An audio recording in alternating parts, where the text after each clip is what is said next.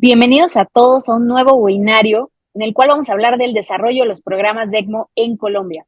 Para este webinario vamos a contar con los siguientes speakers. Nos acompaña el día de hoy el doctor Gustavo Rojas Velasco, jefe de la unidad de terapia intensiva del Hospital Instituto Nacional de Cardiología Ignacio Chávez, y también es el director del programa ECMO, actualmente en un centro GOL para la ELSO.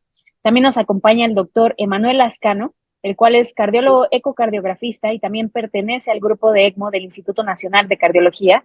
Y con nosotros realmente estamos muy emocionados de tener a nada más y nada menos que los líderes que han hecho grande ECMO en Colombia. Ellos son el doctor Camilo Ernesto Pizarro, él es anestesiólogo intensivista, es expresidente de la Asociación Colombiana de Medicina Crítica y Cuidado Intensivo. Y también nos acompaña el doctor Leonardo Alberto Salazar, seguramente muy conocidos por todos ustedes. Él es anestesiólogo cardiovascular, líder del programa de corazón artificial acreditado como Centro de Excelencia por la Joint Commission International. Y él también, de hecho, fue presidente de la ELSO Latam. Así que bienvenidos a todos, muchísimas gracias por participar y estamos muy contentos de tenerlos aquí, doctores. Bienvenidos. Muchas gracias por la invitación, muy contentos de acompañarles. Hola Jennifer, Gustavo y Emanuel, un saludo muy cordial desde Colombia y qué grato volvernos a encontrar. Muchísimas gracias. Le doy la palabra al doctor Gustavo para iniciar este apasionante webinario. Muchas gracias, Jennifer. Saludos a todos, es un gusto estar de nuevo con ustedes. En la parte personal, el primer acercamiento que tuve con el ECMO fue con el grupo del doctor René Gómez. Y en la segunda etapa, yo empecé a escuchar o empecé a buscar de algún centro donde pudiera irme a entrenar y a conocer más sobre asistencia con membrana extracorpórea.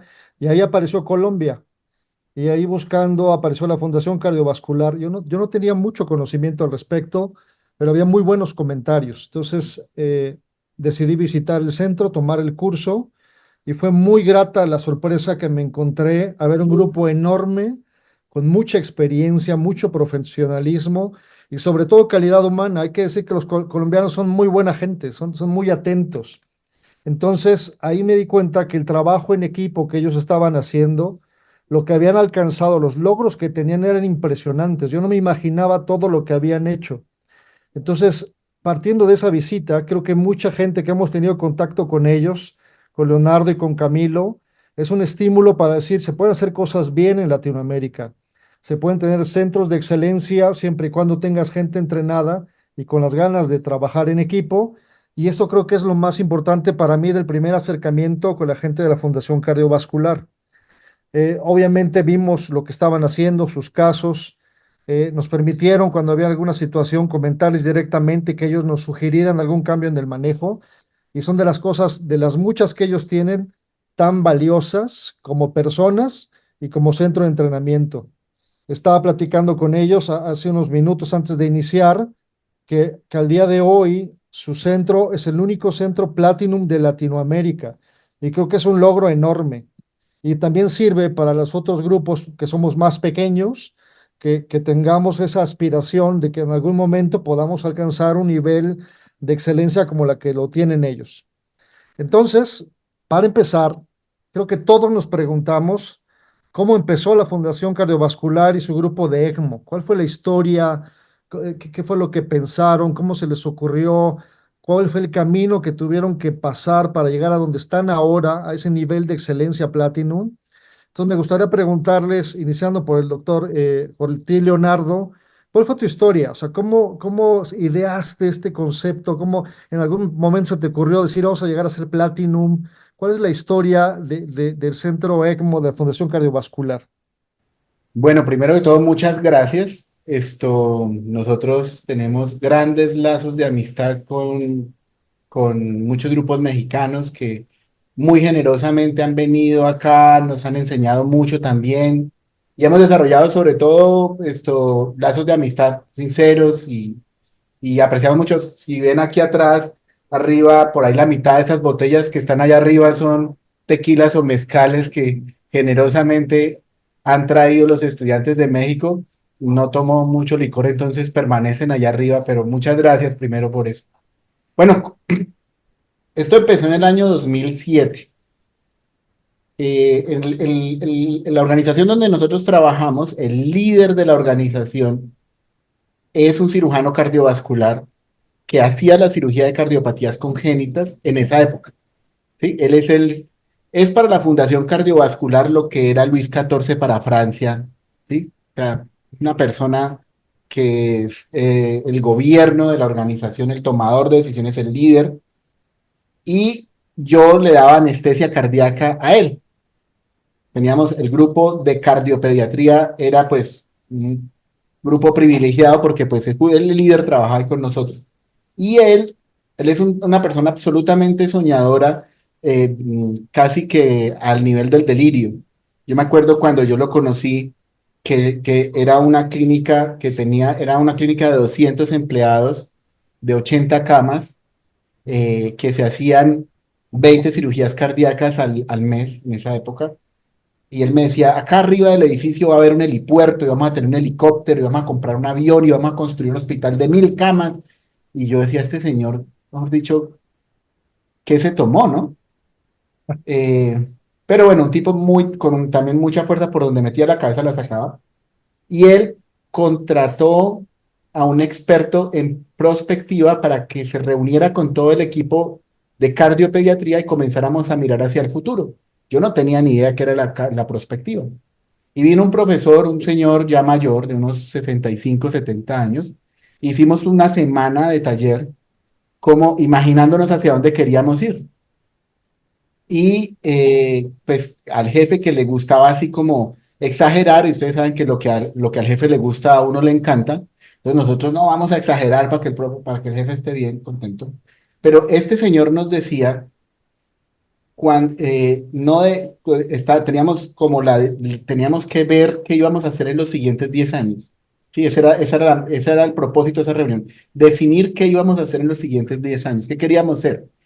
Y él nos decía, no dejen que sus propósitos estén definidos por sus medios, ¿sí?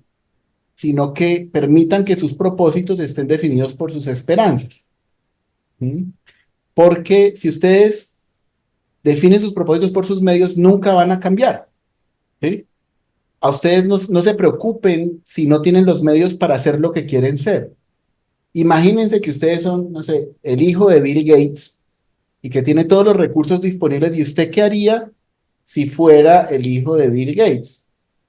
¿Sí? Entonces, pues nosotros no, pues si no tuviéramos ninguna limitación, nos gustaría ser uno de los centros más importantes del mundo en cirugía cardiovascular pediátrica y el más importante de América Latina en 10 años. Y él dijo, bueno, ¿qué hacen los mejores centros del mundo que ustedes no hagan? Entonces entramos a buscar qué hacía el Children's de Boston, qué hacía Karolinska en Copenhague, ¿sí? Qué hacía la Piti Salpêtrière, ¿sí? Y entonces nosotros no hacíamos procedimiento de Norwood, nosotros no hacíamos trasplante cardíaco pediátrico, nosotros no hacíamos ECMO y nosotros no hacíamos asistencia ventricular pediátrica.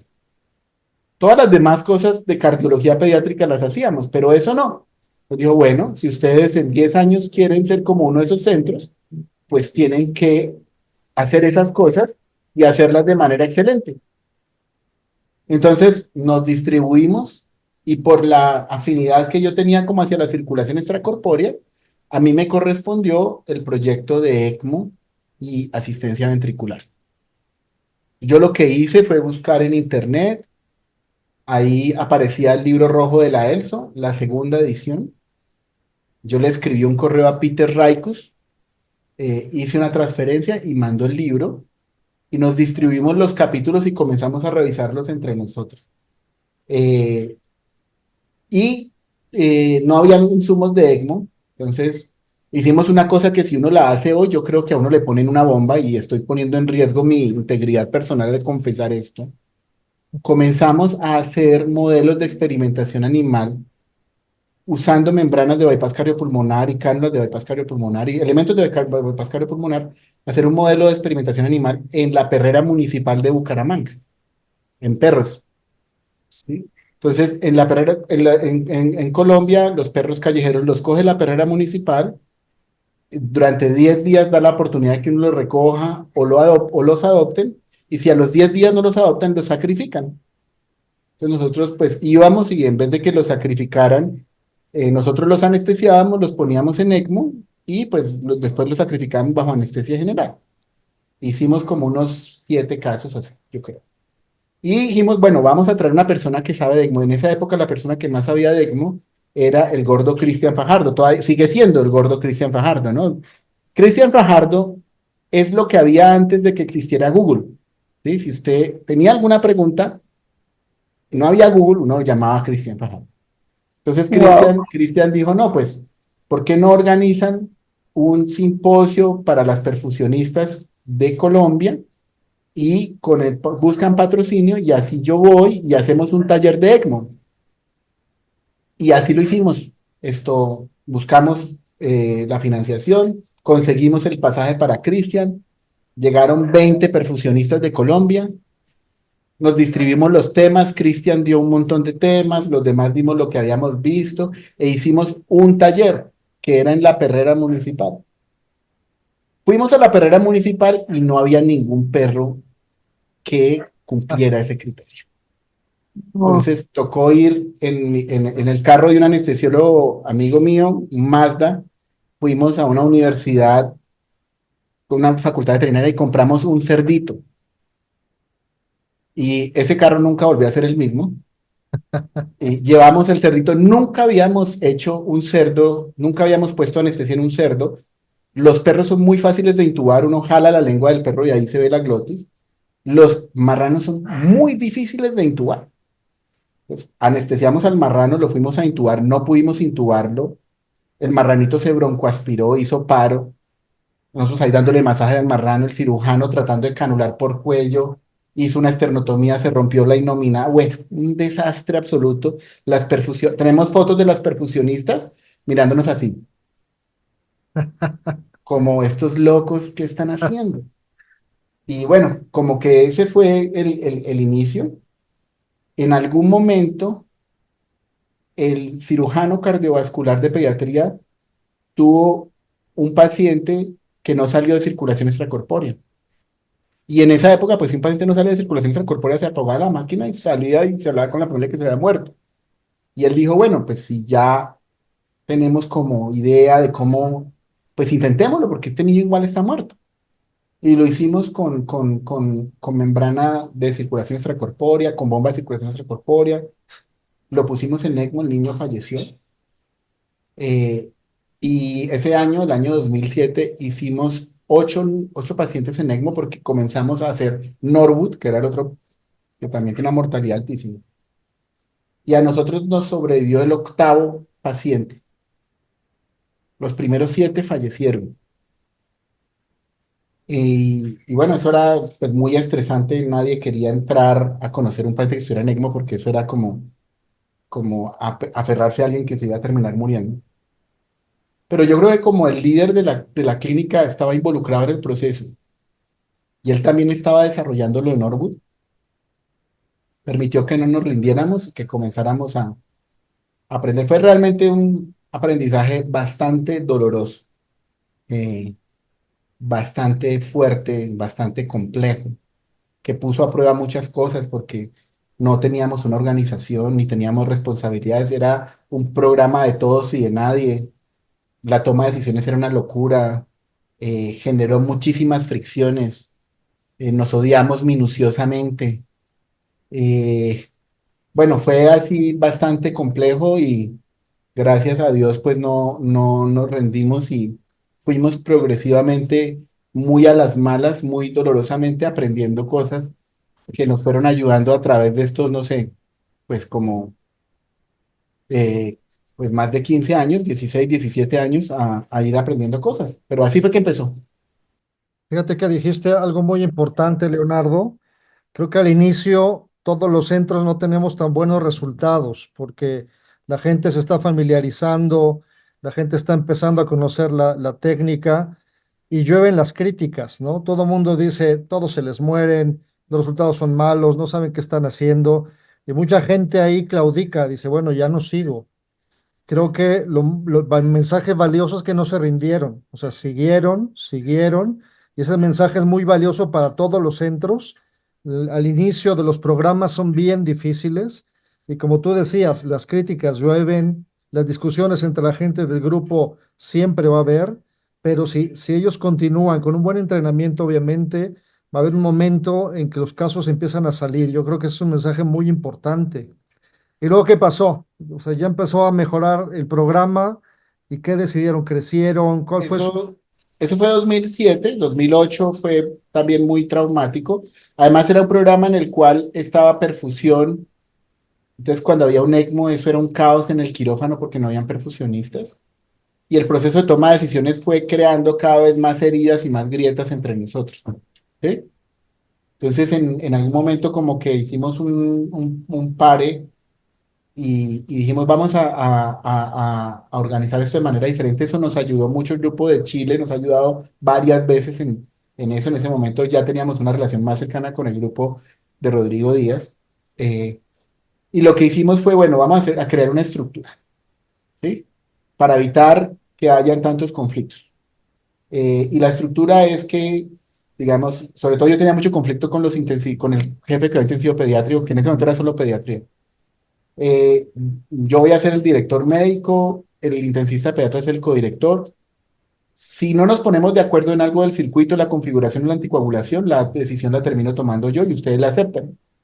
Y si no nos ponemos de acuerdo algo en el manejo antibiótico, ventilatorio, sedación médico del pediatra, del niño, entonces acepto lo que diga Álvaro. ¿Sí? Como que se crearon mecanismos para que no fuera tan conflictivo. Y lo otro que yo creo que en ese momento fue lo más importante es que decidimos entrenar 4 enfermeras para que ejercieran el rol de cuidadoras del circuito y del paciente, que eso en esa época pues no se utilizaba. Creo que eso fue supremamente importante, eso nos ayudó mucho. Ahí ya entramos a ser adultos en el año 2009, a finales de 2009 hicimos el primer adulto. 2010 ya entramos a trabajar con Camilo, también con el mismo modelo. Camilo como codirector en la parte de adultos y comenzamos como a tener una estadística parecida a la que reportaba eso. ¿Sí? Eso fue como un hito muy importante. Otro hito importante que ocurrió en el 2010 fue que empezamos a hacer transporte aéreo y eso nos posibilitó tener mucho volumen. Que por lo menos en ECMO respiratorio, los pacientes que nosotros tenemos, el 98% los traemos de otros centros. Entonces, hacer transporte nos permitió tener un volumen continuo más o menos de entre, entre 50 y 60 pacientes al año en esa época. En el año 2017 tuvimos otro hito importante que fue que ese año fue el peor año de la pandemia de influenza H1N1 y tuvimos que abrir una unidad exclusiva de ECMO. En esa época el único centro que tenía una unidad exclusiva de ECMO era Karolinska. Nosotros abrimos 9 camas de ECMO y durante ese año hicimos 100 pacientes en ECMO. Y durante ese año formamos 2 intensivistas. Fue la primera cohorte de intensivistas que formamos, que eran los orcos, le pusimos los orcos. Sí, ellos dos nos colaboraron en ese tiempo y después yo creo que el siguiente hito importante fue ya la pandemia, ¿no? Que ampliamos hasta 24 camas, bueno, que hicimos otra serie de cambios. Pero ahí, Eh, perdón, entonces ustedes tuvieron una unidad de ECMO cuando fue la pandemia del 17, cuando fue H1N1. 9 camas tuvimos de ECMO en ese año, una ¿Hubo unidad exclusiva. algún otro centro en Latinoamérica tuvo algo similar? En esa época, el único centro en el mundo que tenía una unidad de ECMO era Karolinska, que tuvo una unidad de ECMO como desde el año 2013. Kenneth Palmer hizo una unidad mixta de pediatría y adultos de ECMO, era el único centro que tenía eso. Y nosotros Interesante. ese año. Yo no sabía que ustedes habían hecho ECMO en esa pandemia, ¿eh? Es más, no sabía que en Latinoamérica habían hecho ECMO en ese tiempo. Mm. Nosotros hicimos el primer ECMO 2 años antes de que publicaran el estudio César. Wow, súper interesante, Esa, súper interesante. Y yo creo que la parte importante, bueno, algo que nos gustaría saber a todos, no sé si Camilo nos puedas contar algo ¿qué pasó en la pandemia? O sea, ¿qué fue lo que hicieron ustedes? Porque fue una catástrofe mundial, pero la parte de ECMO, por lo menos en México, hubo esfuerzos aislados, no teníamos un centros grandes, se intentaba hacer en la parte privada, en la pública prácticamente no había nada. ¿Y cómo fue que ustedes idearon toda esa estrategia de manejo para la parte de la pandemia?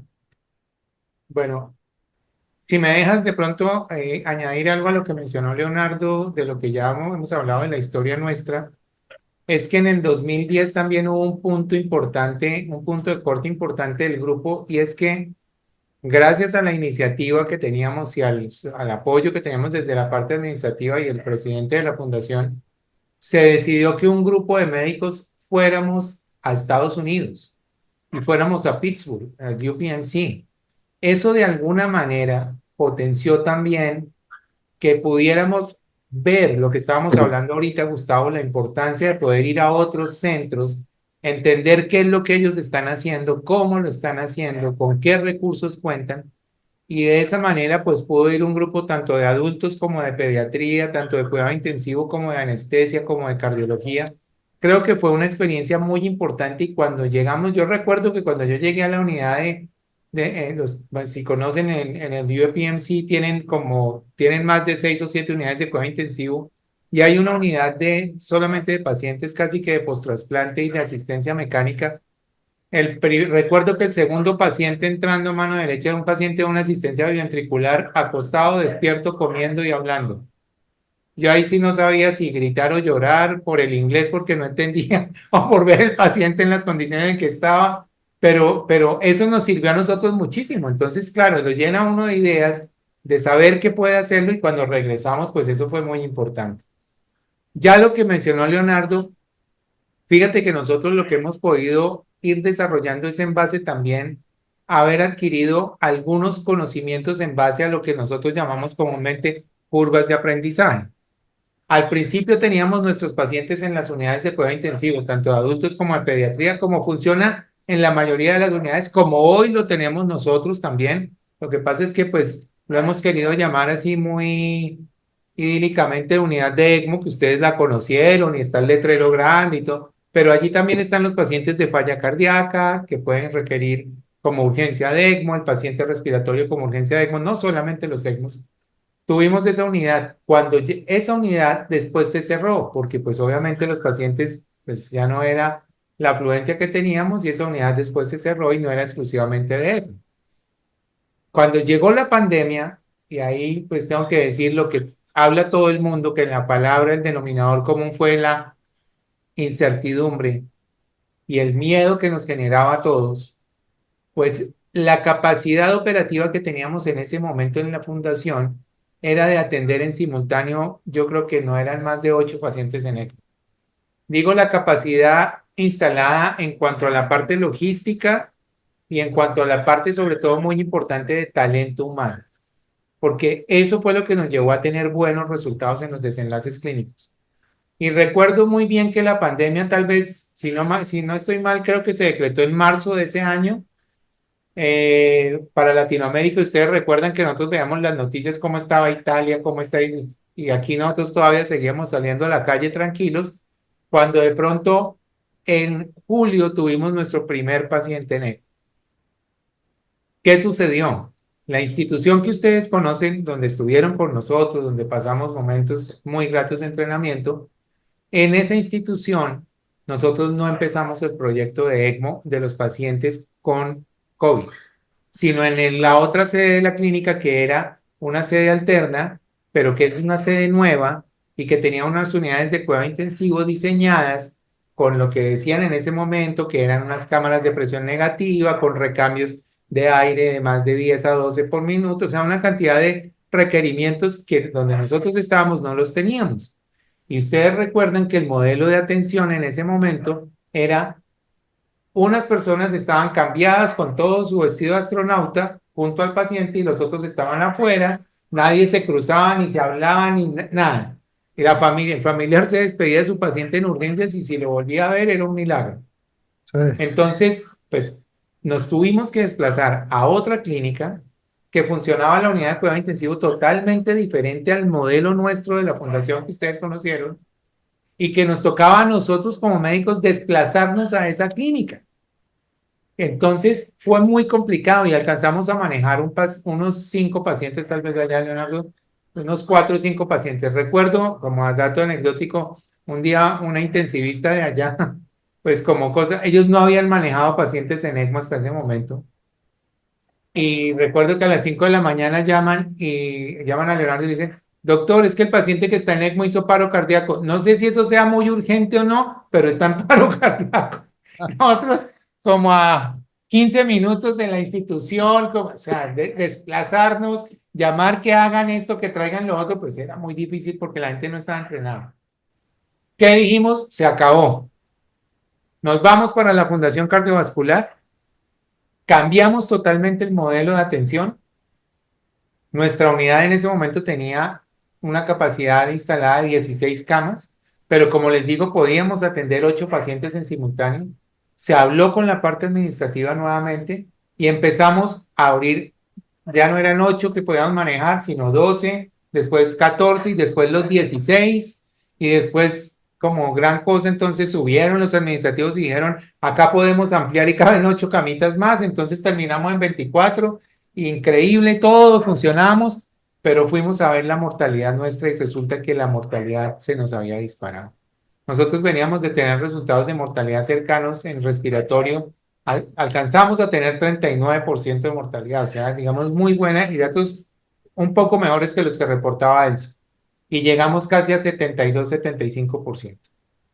Entonces, tuvimos circunstancias como que los familiares compraban las consolas de ECMO y nos llamaban para que cuando hubiera una cama disponible, nosotros fuéramos, canuláramos el paciente con su consola propia y lo atendíamos en la Fundación Cardiovascular. Pero estábamos con esa situación de mortalidad. Entonces, con Leonardo también dijimos, si nos sentamos un día y dijimos, no más, se cierra. Se cierra, se cierra. Atendemos los que tenemos. Y nos reorganizamos totalmente. Y la primera reorganización fue hacer un censo de quienes estábamos trabajando. Y llamar gente que quisiera trabajar y entrenarse en ECMO. O sea, que tengan la actitud y el compromiso. Imagínense ustedes esos en 3 meses de pandemia, donde todos los días teníamos remisiones de pacientes que necesitaban ECMO, una lista de más de 50 personas en todo el país y a veces uno que otro paciente internacional. Y la gente entrenándose y nosotros atendiendo y entrenándose y atendiendo. Para resumir, fue una odisea, fue un reto inmenso. Yo creo que nunca lo hemos vivido. Nunca lo habíamos vivido así. Fue la unidad de cuidado intensivo más grande del mundo con 24 pacientes en simultáneo. Cada cambio de turno eran 60 personas por turno. En la unidad que ustedes vieron que recorrimos juntos, esos corredores éramos 60 personas por turno entre enfermeras, auxiliares, médicos, terapia, todo el grupo completamente dedicado al cuidado de esos pacientes. Pero lo más importante, y yo creo que la enseñanza que nos llevamos de esto, obviamente aprendimos de la patología, aprendimos de ECMO, todo eso fue increíble, pero fue el compromiso de las personas. Haber logrado congregar tanta gente, un grupo de talento humano como el que nosotros tuvimos fue lo más valioso. No sé cuántas vidas se salvaron, seguramente muchas, y muchas otras se perdieron, pero la ganancia real fue eso. Y yo creo que Gustavo y Jennifer o Manuel también lo han visto. Lo que nosotros compartimos con ustedes sí es conocimiento, sí es casos clínicos, sí son situaciones estresantes, pero lo que siempre les decimos cuando vienen y nos visitan es, ojalá se lleven, miren la forma como hacemos las cosas. Crear ese grupo de trabajo fue muy importante. Eso es lo que yo te puedo contar más o menos de esa época tan complicada que fue la pandemia. Qué impresionante, o sea, no me imagino, no me puedo imaginar 24 ECMOs, los oxigenadores, el oxígeno, el personal, cambiar las membranas, no me puedo imaginar, o sea, debe haber sido titánico lo que tuvieron que hacer. Nosotros tuvimos 4 camas para ECMO y nos andábamos muriendo, no me imagino 24, o sea, debe ser impresionante. Fue Emanuel, complicado. ¿alguna pregunta que tengas, Jennifer? Sí, bueno, ¿qué tal? Mucho gusto otra vez vernos. Yo fui en 2019 con ustedes a Bucaramanga. Yo era residente todavía. Ya habíamos tenido varios casos en el Instituto de Cardiología, pero había muchas dudas. Entonces, realmente eso de que no se guardan nada, la enseñanza que ustedes nos dan es totalmente real. Como dice el doctor Camilo, pues salir a otros hospitales, otros países y ver lo que están haciendo ellos es algo muy enriquecedor, sobre todo para nosotros en México, en Latinoamérica, que a veces nos limitamos mucho a los medios, a los recursos que tenemos en nuestros centros, ¿no? Y le echamos la culpa a esa parte, pero también allá, pues realmente es impresionante cómo ustedes de forma, pues artesanal armaban los ECMOs, ¿no? De hecho, ahí nos enseñaban cómo ir armando toda la tubería, y eso yo nunca lo he visto, igual y no sé si lo voy a volver a ver, pero es algo que realmente, o sea, es algo muy, muy impresionante ver cómo con poco hacen mucho y llegan a tener a este número de pacientes. Gracias, Emanuel. Si nos pudieran compartir, doctores, acerca de los retos logísticos de, pues básicamente el entrenamiento continuo, porque digamos, ustedes tienen el entrenamiento y cada año lo hacen, pero una cosa es eso y otra cosa es el entrenamiento ya interno, ¿no? Entonces, ¿cómo manejan esa parte de entrenamiento continuo con su gente? Digo, siempre ustedes tienen casos, pero aún así, el entrenamiento de habilidades, ¿cómo lo logran manejar en esta parte interna y cuál podrían decir que es el reto mayor que podrían tener los centros en lograr esto? Que básicamente hemos visto que el mantenimiento de un programa ECMO es lo difícil, porque justamente tiene que ver con la educación continua de la gente. Yo creo que hay varias cosas que nosotros hemos adaptado a las circunstancias nuestras, ¿sí? Que nos han facilitado como el crecimiento del programa. Uno, enfermería, ¿no? Formar a las enfermeras como etmólogas. Eso yo creo que de todo lo que hemos hecho ha sido como de lo más clave. No necesitar que perfusión esté pendiente porque las perfusionistas son muy escasas, ¿sí? Y, y darle a las enfermeras pues, un entrenamiento que permitiera que hiciera esto. Nosotros diseñamos un programa de entrenamiento eh, en el cual, pues, unas sesiones teóricas, 5 días de parte práctica, y fuimos entrenando más enfermeras. Lo otro importante que yo creo que ha sido clave fue el hacer el fellow de ECMO y soporte circulatorio mecánico, ¿sí? Que ya tenemos 3 cohortes, y eso nos ha permitido formar todo el personal en, digamos, porque ECMO en todo el mundo es como unos cursos y arriesgarse y hacer la curva uno, ¿no es cierto? Eso es más o menos así como se hace en todo el mundo. Pero pues ECMO es una cosa bastante extensa, ahora con soporte circulatorio mecánico, con otros dispositivos, entonces formar a los intensivistas para que podamos ser independientes, canular de manera independiente de canular, hacer cambios de configuración. Eso fue otra cosa que hizo crecer mucho el programa. Otra cosa adicional, entonces, pues el entrenamiento de las enfermeras, que queremos volverlo como una especialización de un año, ¿sí?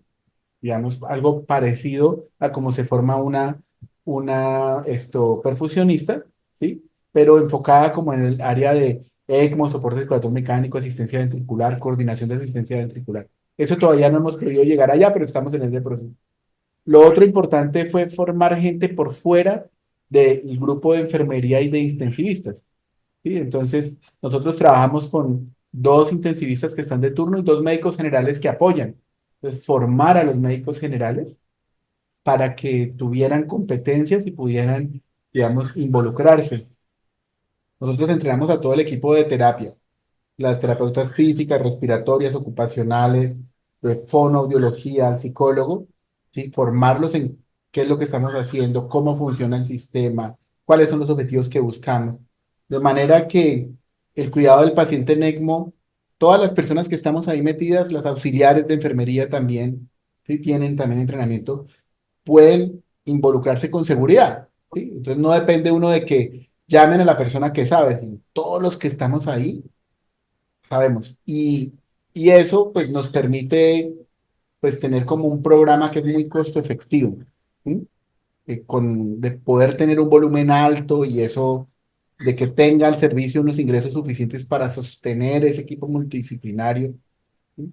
Entonces, esencialmente nosotros en entrenamiento lo que tenemos son las enfermeras ecmólogas, bueno, los primers también, que fue independizarnos de perfusión completamente y que enfermeros, ecmólogos estuvieran en capacidad de purgar un circuito, hacer un transporte, resolver una emergencia, cambiar un componente, ¿sí? Eso, el entrenamiento ha sido como lo clave para el desarrollo, ¿sí? Ahí hay una cosa que yo creo que Leonardo también la vivió y es que tal, y ustedes lo vieron de pronto en el grupo, nosotros estamos divididos, ya hemos que generado como unos espacios para que haya unos líderes específicos. Hay unos líderes, por ejemplo, muy buenos en la parte asistencial. Alexander Rincón, ustedes lo conocieron, el percusionista, él prácticamente lidera los reentrenamientos de los primadores y los ecmólogos. Y en la parte, digamos, médica, hay otros que nos acompañan. Ustedes vieron las clases de Raúl, las clases de Dafna, son muy buenos.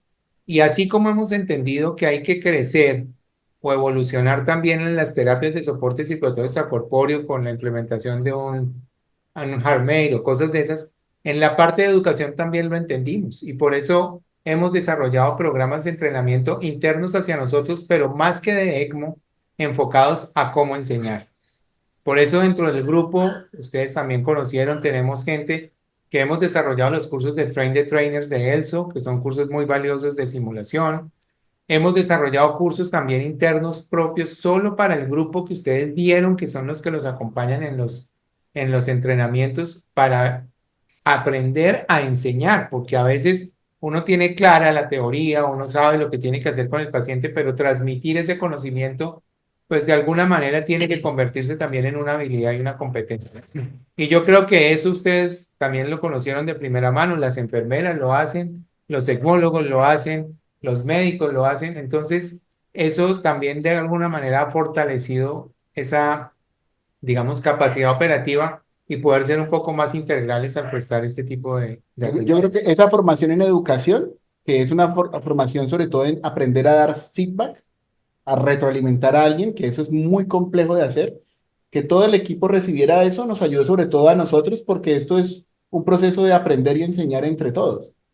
Entonces, que las enfermeras aprendieran cómo darle feedback a, no sé, al jefe de cirugía cardíaca, ¿sí? Y que poderle decir algo que no estaba haciendo bien y decírselo de manera efectiva, No eso es es fácil hablar con los una cosa cirujanos. valiosísima. No es fácil. Wow, Eso no para en ningún lado. Eso fue muy importante también, lo del entrenamiento en eso. Claro. De buenísimo. acuerdo. Yo tengo otra pregunta. Bueno, son dos preguntas realmente. Una, a mí me llama mucho la atención, o me llamó mucho la atención cuando fui, al menos en 2019, la mayoría de los que nos daban las clases, obviamente incluyéndolos a ustedes, eran anestesiólogos de base, digamos. Obviamente tiene que ver mucho la cercanía con la circulación extracorpórea, pero bueno, ¿hay alguna otra razón por la que su grupo se enfoca más a esa especialidad? Y la otra pregunta, evidentemente la parte de los pacientes presencial, la educacional ya también la tienen bien establecida, pero la parte de investigación, ¿hay algo nuevo que estén haciendo actualmente en ese sentido?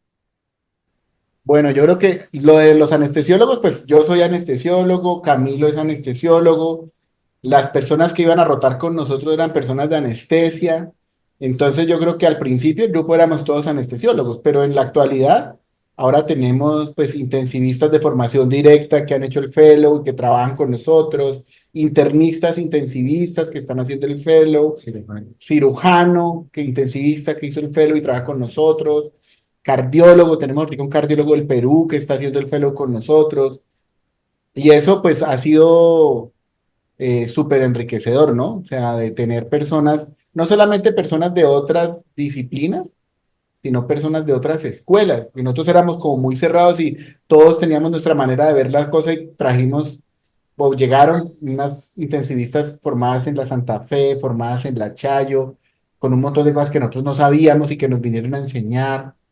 Entonces, en este momento el grupo es así, el segundo grupo de fellows se llamó los eclécticos, justamente porque el propósito era que nos volviéramos un grupo ecléctico, ¿sí? De diversidad, ¿sí? No cerrado a una sola manera de ver las cosas. Y bueno, lo de investigación, como tenemos el fellow, Y nosotros, pues, y tenemos volumen también, entonces nosotros tenemos vinculada a una enfermera de investigación que es epidemióloga, tenemos vinculada a una médico epidemióloga con maestría en epidemiología que está haciendo el doctorado en epidemiología. Yo estoy haciendo un doctorado en la Universidad de Maastricht. Los fellows, pues, participan en investigación. Nosotros tenemos, gracias a Dios, muchas líneas de investigación y el volumen de pacientes, ¿no? También nosotros hicimos 188 pacientes de ECMO el año pasado, ¿sí? Nosotros hemos hecho casi 500 pacientes en 4 años, ¿sí? O más de 500 Wow. pacientes en 4 años. Entonces eso produce mucha información. Entonces cada fellow tiene su hijo, ¿sí? Su hijo es su proyecto. Entonces, hay una que está con el uso de ECMO para perfusión regional normotérmica en donación en parada cardíaca, hay otra que está con ECPR, Wow. hay otra que está con código shock, está el grupo de rehabilitación, tenemos un proyecto ahí muy, muy importante. Cuando hicimos lo de BPA, pues finalmente se publicó la experiencia en Asayo. Entonces, pues como que el volumen, el grupo de gente trabajando, el hecho que haya un programa académico, nos ha permitido investigar y publicar, y tenemos como una línea de publicación importante. Increíble, que de hecho sí, según yo, fueron pioneros en Latinoamérica con el uso de BPA, ¿cierto? Sí. Se las han ingeniado y justamente ahí venía la siguiente pregunta, ¿cómo han logrado pues la gestión de los recursos? ¿Cómo funciona en Colombia ECMO? Que realmente muchas veces hemos visto que el sistema de salud puede jugar como en contra de ECMO o a favor de ECMO, ¿no? Entonces, en su caso, ¿cómo han logrado maniobrar esta parte? Bueno, lo que tú dices, Jennifer, es verdad. Ahí debemos partir de una base y es cómo funciona el sistema de salud. El sistema de salud en Colombia tiene o está regido, digamos, por una premisa en la cual lo que se busca es lograr la mayor cobertura a la mayor cantidad de población del país. Y en ese sentido, el sistema que tenemos nosotros en este momento, pues podríamos decir que es un sistema realmente robusto en ese sentido. O sea, la cobertura de los pacientes o de la gente se logra adecuadamente. Otra cosa es que ese sistema o esa cobertura está repartida, digamos, en diferentes empresas a las cuales se afilian los pacientes que pues, requieren o cualquier atención, no solamente soporte respiratorio extracorpóreo. Y cuando este tipo de terapias se van a implementar, pues obviamente esto es novedoso, esto es costoso, esto no tiene mucha evidencia científica tampoco, o sea, no hay una cuestión absoluta que uno pueda decir, hoy esto funciona así y ya, y se fue así el resto de la vida. Entonces, generar en ese momento la confianza hacia esas empresas que tienen los pacientes afiliados no es tan sencillo. Esos canales de comunicación entre la parte asistencial y administrativa son demasiado importantes, o sea, la institución tiene una responsabilidad grande en eso, porque podemos tener el conocimiento, podemos colocar HeartMates, podemos poner BPA, algún día pondremos la lava, Gustavo, eso tendremos que hacerlo, eso me quedó ahí desde que ustedes hablaron de eso lo tenemos pendiente. Pero poder generar esa comunicación con las empresas es muy importante. Si no, podemos hacer cosas, pero los recursos de alguna manera o se pierden o no llegan a la institución y esto pues tiene que generar de alguna manera, tiene que mantenerse. Entonces, en base a ese sistema de salud que tenemos en Colombia y que desafortunadamente, aunque ya han aparecido obviamente más personas, pues no existe un par académico que en algunas veces eso lo evalúan, ¿no? Como cuando ustedes a veces comentan un paciente con otro colega amigo en otra unidad de cuidado intensivo, es que tengo este caso, pues está más o menos al mismo nivel. En este tipo de intervenciones era muy difícil iniciar digamos, esas negociaciones porque pues no existía el par y tendríamos que remitirnos a veces a amigos de otros países. Entonces, en ese sentido, pues para nosotros también es un reto inmenso. Digamos que el sistema, para que entiendan, el sistema de salud en Colombia en este momento tiene un nivel de cobertura muy bueno. En teoría tendría como pagar lo que se genera, o sea, el paciente que esté afiliado a una empresa de esas de salud, si tiene la autorización administrativa, no tiene ningún problema en que se le implante desde un ECMO arterial, venovenoso, un HeartMate, vaya a una cirugía y vuelva en ECMO, no tiene ningún problema. Pero pues obviamente también estamos en situaciones políticas complicadas, han habido, se están generando cambios en el sistema de salud.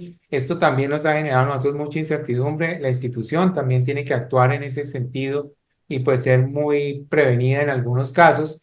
Entonces, pues obviamente la falta de recursos, y nosotros seguimos viviendo en Latinoamérica, todavía no nos hemos trasladado, entonces las grandes empresas multinacionales de los insumos, pues también desplazan mucho de su producción hacia otros países, Estados Unidos, Europa. Y eso lo vivimos en la pandemia, Gustavo.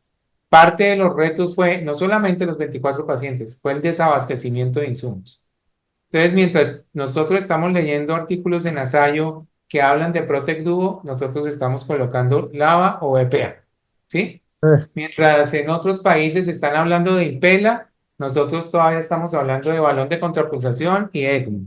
Mientras, entonces son cosas que pues nos toca a nosotros adaptarnos de acuerdo a a la realidad que vivimos política, social y económica de nuestros países. Eso es un reto inmenso. Realmente para nosotros el día a día es muy complicado. El análisis no es solamente clínico, sino también es administrativo. pero es importante para la gente de Latinoamérica saber si se puede. No es fácil por nuestra situación económica, política, pero si hay un grupo de trabajo que tenga las ganas, sí se puede. Se pueden hacer centros como el de ustedes, tal vez más pequeños, pero la idea es que los pacientes que lo requieran tengan dónde atenderse. En COVID era súper triste que nos decían, hay un médico en tal provincia de México, se está muriendo, pero no hay ECMO.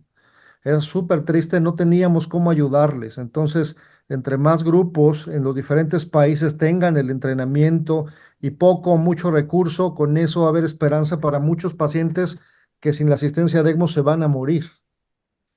Ahora, me Así gustaría es. preguntarles a los dos, en esto de ECMO, siempre hay un paciente que te queda marcado, siempre hay uno que dices, ah, por lo bueno, por lo malo.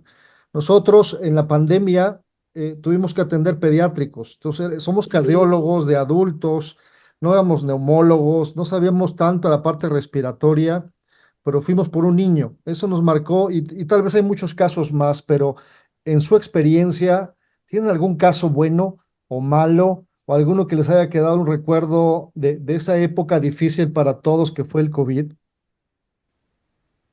Pues muchos, ¿no? Uno, las personas, cuando uno va a rescatar un paciente en ECMO, primero el paciente está moribundo o muy mal y la familia sabe que la única alternativa que el paciente se salve es lo que uno va a hacer, ¿sí? Entonces la gente lo recibe a uno con una esperanza, ¿sí? Y es muy impactante para cuando uno hace eso, las personas que van con uno, que lo reciben a uno como si fuera llegando pues unos superhéroes, ¿no? A salvar la situación, cosa que en realidad no ocurre muchas veces. Como, como ser dignos de esa esperanza es una cosa que lo marca a uno mucho. Y lo otro es que los pacientes en ECMO, sobre todo en COVID, que duraron tanto tiempo en ECMO, eh, desarrollan con uno y sus familias un lazo muy fuerte, ¿sí? Nada crea lazos más fuertes que el dolor compartido. Entonces, pues, historias y pacientes que nos han marcado muchísimos, no sé, uno que murió este año, lamentablemente, que tuvimos en influenza, cuando fue la influenza H1N1, estuvo 9 meses en ECMO, eh, se le tuvo que hacer una neumonectomía, una familia muy unida, un hombre muy fuerte con un carácter y una personalidad y muy, digamos, un líder que salió adelante, ¿sí? Y creamos un gran lazo de amistad con él y con su familia y que pues desarrolló una complicación y con un riesgo altísimo de morir en la intervención y murió este año pues en una intervención para resolver una complicación de esa neumonectomía. Pero pues no sé, pacientes así que lo marcan a uno, pues Uy, muchos, muchos. muchos. Muchos. Y desafortunadamente son, como dice Leonardo, son los casos desafortunados, ¿no? O sea, los casos que los pacientes han fallecido, porque es que eso crea un vínculo muy estrecho con el paciente, con la familia, y uno se involucra, ¿no? No, que a mí la verdad me impactó mucho lo que comentaba el doctor Salazar, que justamente lo platicó cuando estábamos allá en la fundación, de esta parte de ser dignos de la confianza, ¿no? Y esta esperanza que pone la familia de los pacientes, y es indiscutible el vínculo que se genera después de tanto tiempo, ¿no? Sobre todo los pacientes pues, venoso que están al infinito y más allá, y realmente el vínculo, la relación. Entonces, qué importante es realmente entrenarse en ECMO y qué valioso es realmente estar apasionado por esto, porque como ustedes bien lo dicen, es complicado y no dejamos de aprender. Justamente lo que habíamos estado platicando es que un curso no es suficiente y hay que estar en constante aprendizaje todo el tiempo y ECMO evoluciona tanto que esto es bien importante para el impacto que tienen los pacientes.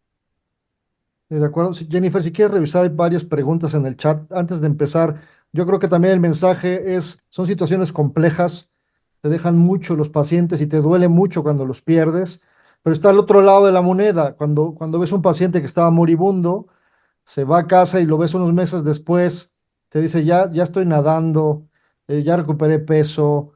Algunos dicen, ya tengo uno o dos bebés después de la pandemia, ya soy papá. Entonces son los dos lados de la moneda, las partes tristes que nos tocaron a todos y las partes bonitas cuando los ves vivos y que su familia recuperó a esa persona. Yo creo que la cantidad de personas, de personas y de familias que todas las noches rezan para que nosotros estemos bien, Sí. con gratitud. Eso es muy fuerte. Ese es un tesoro que no tiene precio. Hace la semana pasada, en el pasillo me encontré a una persona, se acercó y me dijo, quiero darles las gracias. Y yo le dije, yo no sabía quién era. Dije, ¿gracias de qué? Dijo, porque me atendió. Yo pensé que era una paciente cardiológica. Y ya después me dijo, no, doctor, ustedes me atendieron en COVID.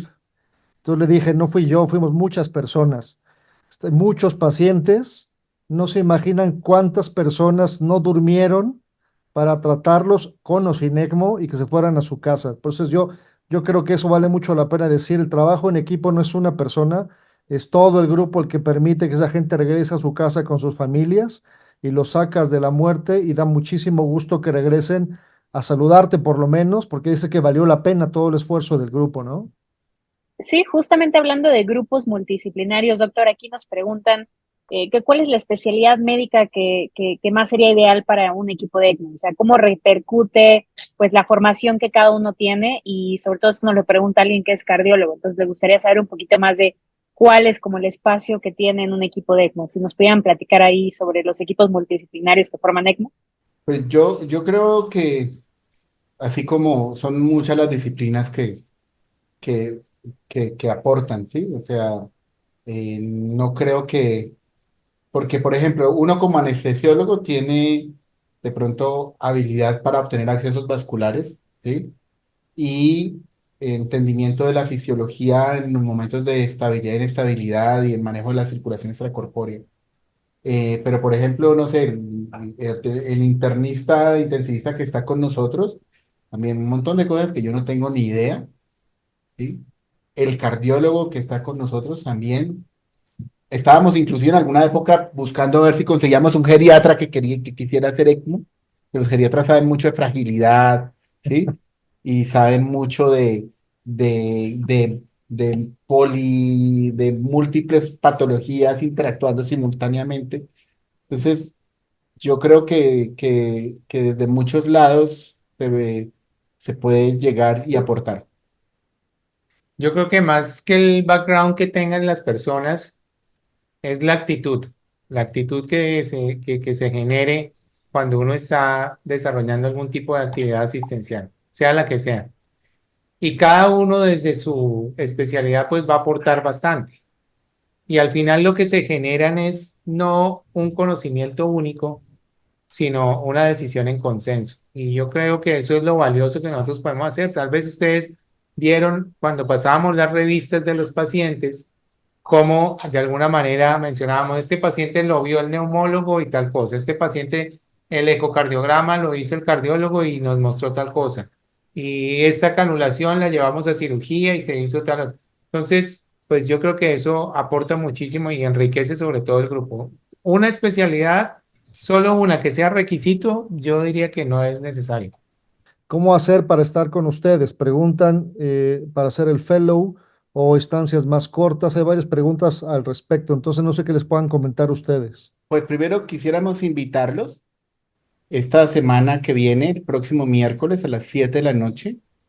Vamos a hacer como un podcast, un webinar con el grupo de terapias integrales. O sea, y sobre el enfoque que nosotros tenemos en terapia y rehabilitación en pacientes en ECMO. Entonces, de pronto, como que ahí pueden conocer el grupo, pueden conocer también, hay una página que se llama ecmobat.com. Ahí nosotros pues tenemos muchas actividades eh, que hacemos de aprendizaje, que están ahí, que las pueden ver, todos esos videos de esas clases están grabadas, están disponibles, entonces los invitamos.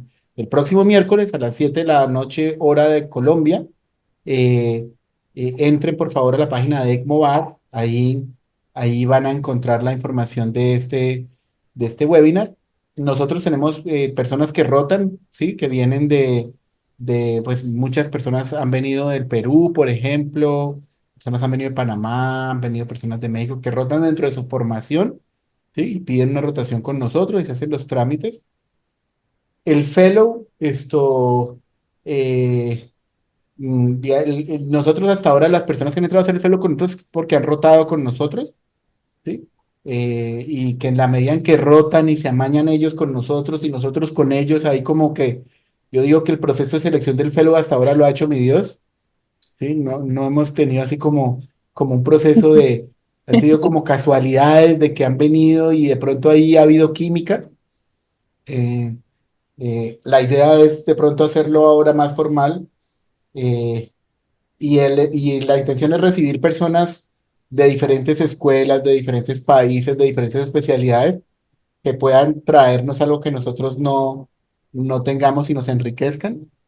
Yo creo que serían como a través de esas tres cosas: entrar a la página, entrar digamos, a nuestras actividades, y ahí pues nos van conociendo. En la medida en que estén en una formación y puedan hacer una rotación, pues vienen y hacen una rotación con nosotros. Y pues también la posibilidad de hacer el fellow, ahí como que se van generando los espacios para hacer el fellow. Preguntan a ustedes, hay una pregunta aquí que dice si la rehabilitación pulmonar la inician desde la terapia intensiva, porque en algún sitio en la Ciudad de México no dejan iniciar la terapia de rehabilitación hasta que sale de ECMO. No, nosotros empezamos la rehabilitación en las primeras 72 horas de ECMO y todas las terapias, ¿sí? Respiratoria, física, ocupacional, fonoaudiología y psicología. Entonces tenemos un psicólogo ahí, psicólogo etmólogo. Todos están formados en ECMO, por lo menos saben lo que es un circuito, saben manejar las variables cuando necesitan. Tenemos clasificadas las fases de rehabilitación en una primera fase que es protectiva, pasiva, cuando el paciente está muy crítico, y ahí pues la ventilación es una ventilación protectora, controlada. Pues desde el punto de vista del área de ventilación tenemos una segunda fase, que es una fase de activación, que el paciente comienza ya a interactuar, comienza ya a tener como aportar, ¿sí? No es un ser pasivo ahí que está sedado. Entonces en esa fase pues hacemos un proceso de ventilación hacia el destete, ¿sí? Con pues mediciones objetivas, ¿sí? Modos ventilatorios en los cuales se van haciendo esas ventilaciones más espontáneas. Tenemos una tercera fase que llamamos funcional, que es que ya el paciente tenga capacidad de cierta autonomía e independencia. En el caso de la ventilación mecánica, el propósito es destetar el ventilador, pasar a una tienda de traqueostomía, de canular al paciente, que pueda respirar por sí mismo sin...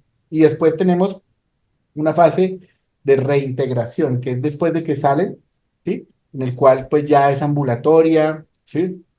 Y pues también tiene sus propias mediciones, sus objetivos, cómo se consiguen esos objetivos. Eso está muy estructurado y es lo que vamos a ver el próximo miércoles: cuáles son esas fases, cuáles son los objetivos de cada fase, cómo se integran, ¿sí? Porque, no sé, es muy importante para cosas de fono, cosas de terapia respiratoria, ¿sí? Rehabilitar la deglución necesita cosas de terapia respiratoria.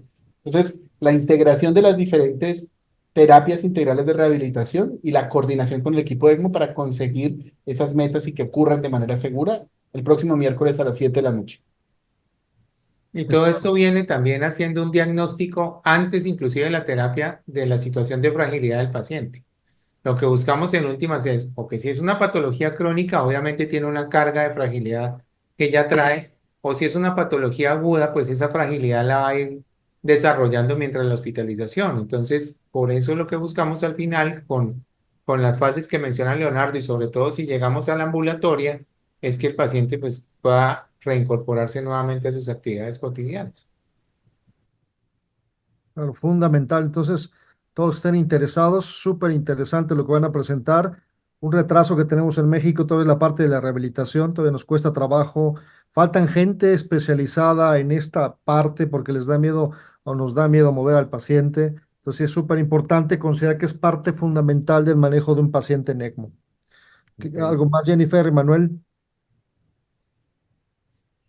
Nada más, pues gracias a los doctores, pero muy importante también, y en general, el doctor René acá en México, los doctores allá en Bucaramanga, el doctor Rodrigo Díaz en Chile. En general, siempre existe esa red de apoyo entre diferentes países y eso es muy, muy importante. De hecho, hay un chat de los que vamos a hacer el curso a Bucaramanga que era enorme y siempre todas las preguntas, siempre están los doctores al pendiente y no hay esos celos, no hay algo más. Y eso yo creo que pues nos ayuda a crecer en todos lados. Así es, Manuel. Esto se crea como una gran familia. Entonces, termina siendo como adictivo, más o menos. Totalmente. Muy Pues bien. muchísimas gracias, doctores. La verdad es que podríamos estar toda la noche aquí. La verdad es que es muy interesante todo lo que nos cuentan, la historia que tienen. Es muy impresionante. Muchísimas gracias de antemano por todo el conocimiento que nos han compartido a muchos que hemos estado allá con ustedes y que siguen haciéndolo también de manera virtual. La verdad es que para nosotros es un honor haberlos tenido aquí el día de hoy y les agradecemos muchísimo por siempre estar a la disposición y que en Latinoamérica crezca ECMO y haya mejores prácticas siempre. Pues bueno, muchísimas gracias por la invitación. Esta es su casa y pues nos vemos este miércoles. Jennifer, Emanuel, Gustavo y 100%. todos los que nos acompañaron hoy, realmente agradecerles por su paciencia y que espero que los motive un poquito para seguir adelante. Fíjense, los resultados que tienen ustedes ya también es algo realmente que demostrar. Y yo creo que esto ya es de todos, o sea, ya aquí todos estamos aportando. Los esperamos en Bucaramanga nuevamente. Muchas Bueno, gracias muchas a gracias. todos. Cuídense mucho, feliz fin de Gracias. semana. Aldo, muchas Chao. gracias. Nos vamos a mandar un Igualmente. tequila, ¿eh? Otro aquí para aquí atrás. Muchas Pues va a gracias. estar buena Bueno, la Eh, fiesta. Chao. hasta Gracias, luego. buenas noches. Hasta luego, bonita noche. Ok. Gracias a todos por estar. Bueno, chao.